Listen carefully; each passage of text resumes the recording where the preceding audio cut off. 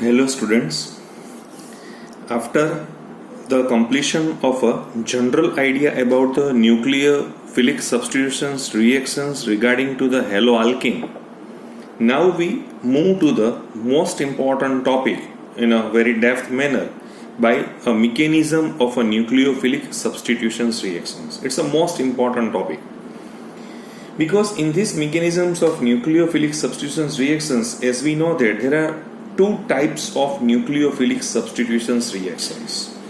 First one is the substitutions, definitely substitutions by nucleophilic, and it's a bimolecular, or sometimes we write like that SN2 reaction, right?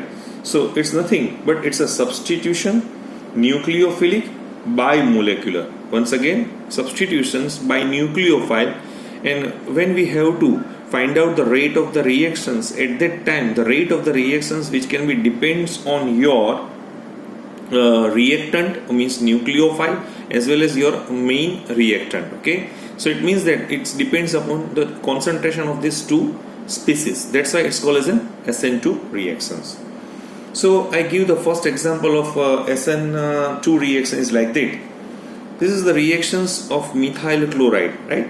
This methyl chloride, and I want to add a hydroxyl ion. This hydroxyl ion is, as we know that it's a reactant or it's a incoming nucleophile. So we know that the chlorine having a lone pair, so the group of OH which cannot be attacked from here, right? Or not can be attacked from this side, but it can be attacked from back side. Why? Because there is 2-3 hydrogen, so there is a very empty space. So there is no steric hindrance that we have to observe. So OH which can be entered towards to the this partially positive carbon.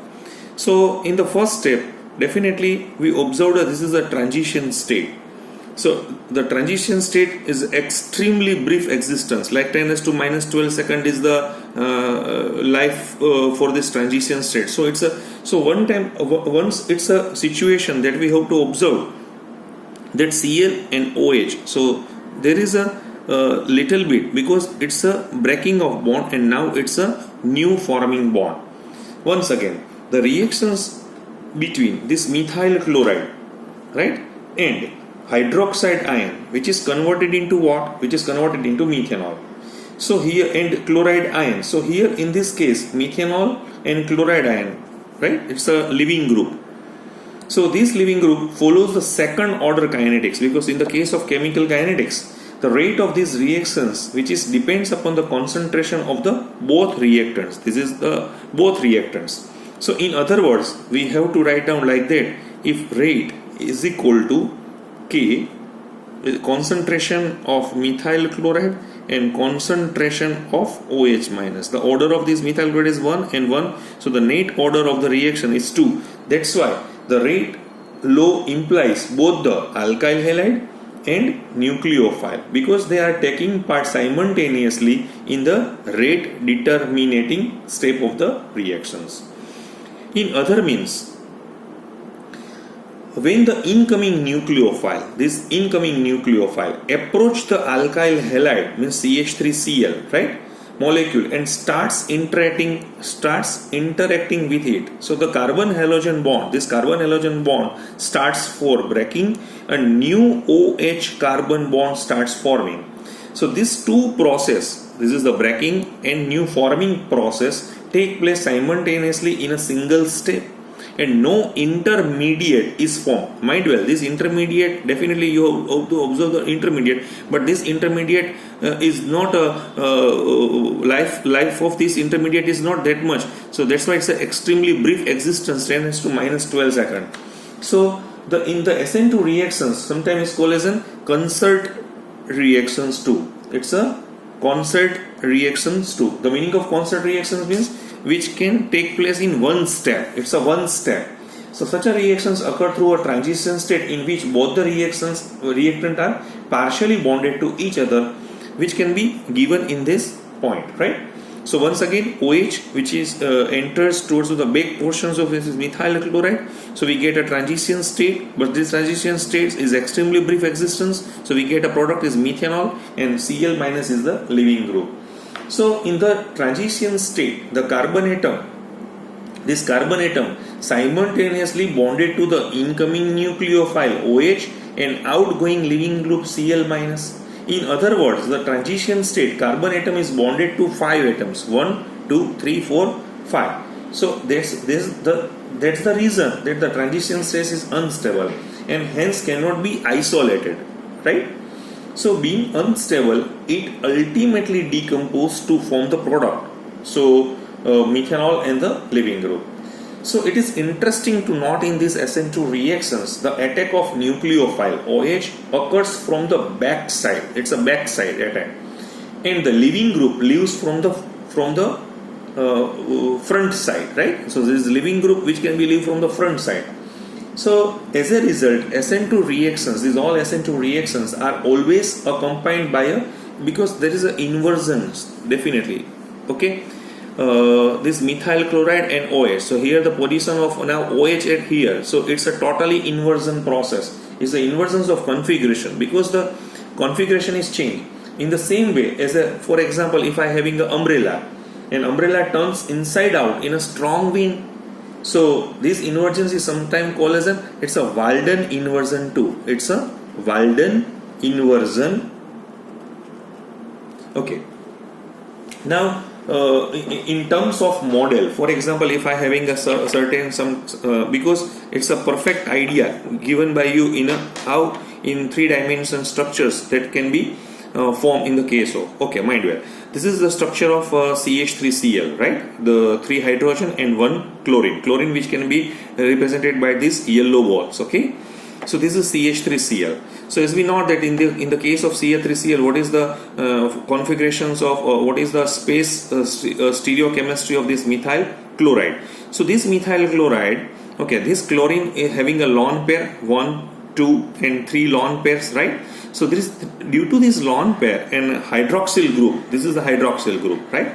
So hydroxyl group also having a lone pair. So there is a highly repulsion between this chlorine and OH. That's why your this OH, the incoming group, because there is a, okay, fine, from these positions definitely we observed a C delta plus. So there is a space because in this case there is a crowding from front side. So now the attack of OH from the back side. Now the attack of OH from back side, because in this case methyl chloride, so this OH which can be come from the back side. So once upon a time there is a position, so this is the same position that we have to observe, that your CH3, because now this bond is breaking in nature, now it's a new forming bond, so it's a transition stage, and now the new structure which can be given like that, okay, fine. So there is a inversion, okay, fine. So here in this case the structure, the configuration of the structure is like that. Now after the reactions, the structure which can be given like that. So, okay, so this hydrochloride and we get a product is like that. So it's a CH3OH. So it's a CH3OH, and the removal of this chloride and as a leaving group, right? In the case of NaOH, when we have to use, for this purpose we have to use a strong nucleophile, because here, why strong nucleophile? Because they have to attack from the back side, so it's required a very good energy and very good nature. So here in this case we require always a strong nucleophile. So this is all about the substitutions of a, okay. Now we move to the another point, and this point is given by your B. B is a substitution, right? Nucleophilic, but here it's a unimolecular. So it's which can be written like that, SN1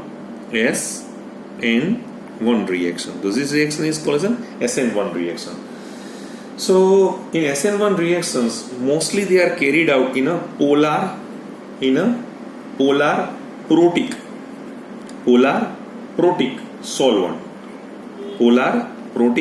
solvents, such as, for example, if you have to take a water or alcohol or acetic acid or acetic acid. So these reactions, okay, fine. So I give the one example of these reactions. I have a CH3, CH3, CH3, Br. It's a tertiary butyl bromide. When tertiary butyl bromide is reacted with a strong nucleophile like that OH minus, so our product is like that: CH3, CH3, CH3, and OH, and removal of Br minus. It's a removal of Br minus. So why this reaction is called as an SN1 reactions? So SN1 reactions, tertiary butyl bromide and hydroxide ion, which gives a tertiary butyl alcohol and bromide ion, they follows the first order reactions. It means that the rate of the reaction, which is depends upon only the reactant, not a nucleophile. Okay, so rate of the reactions depends upon the concentration of tertiary butyl bromide only, and it's independent of the concentration of hydroxide ion. In other words, we have to write like that: rate K CH3 thrice C Br. Okay, so in this case, so in this reaction, the rate law suggests that the reactions occur in two steps. This is the why in the two step? Because in the first step, your tertiary butyl bromide undergoes ionizations and to produce a tertiary butyl carbocation and bromide ion. Right? Once again, for example, if I having a step number 1, so in the step number 1, CH3, CH3, CH3, Br. Okay. So in the case of this first step, the first step, this protic solvent first break the CBr bond and converted into carbocation. This carbocation. So it's a tertiary carbocation in bromide.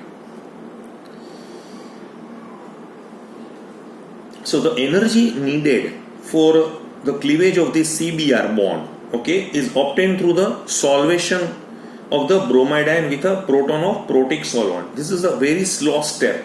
Okay, this step is very slow. That's why, and reversible too.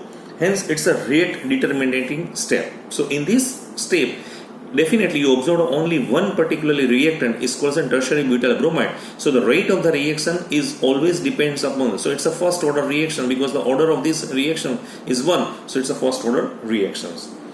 Okay, in the second step, the carbocation being a reactive chemical species. So in this case, because we know that carbocation is a highly reactive chemical species, so it's immediately attacked by the nucleophile OH minus to give the substitutions product.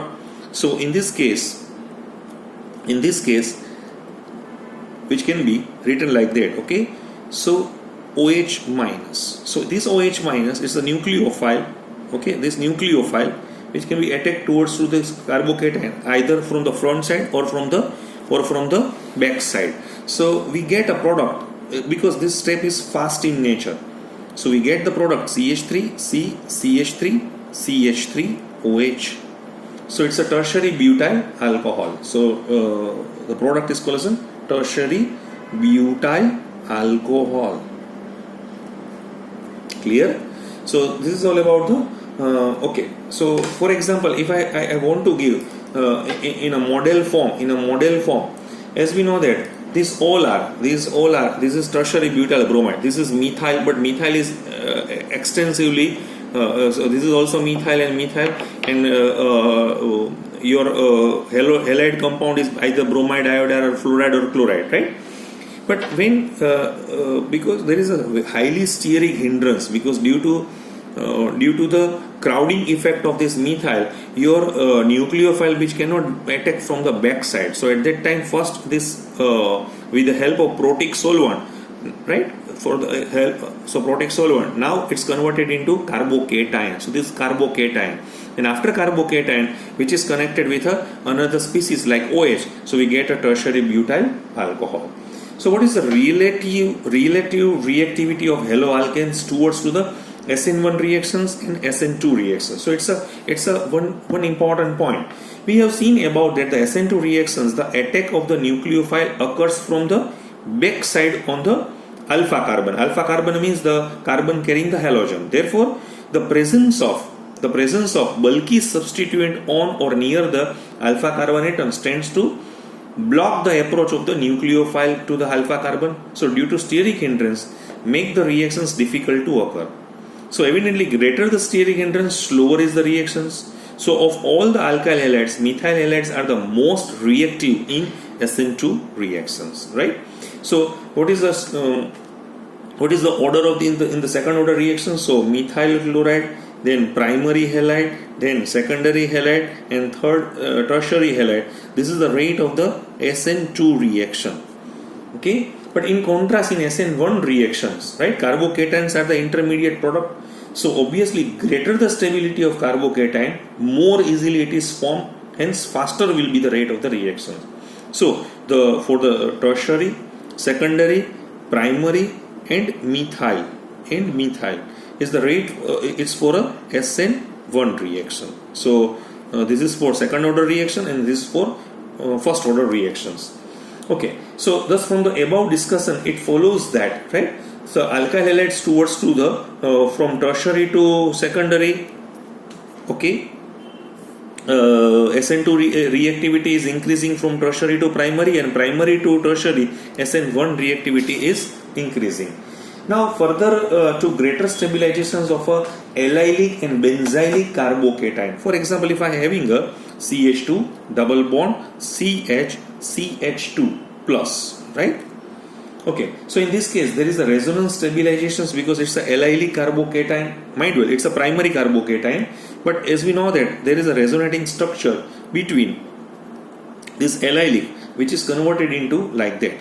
So this allylic or benzylic carbocation intermediates by resonance even primary allylic halide or primary benzylic halide. For example, in the case of primary benzylic halide, okay, because in this case 1, 2, 3, 4, 5 canonical structure that we have to observe in the primary benzylic halide.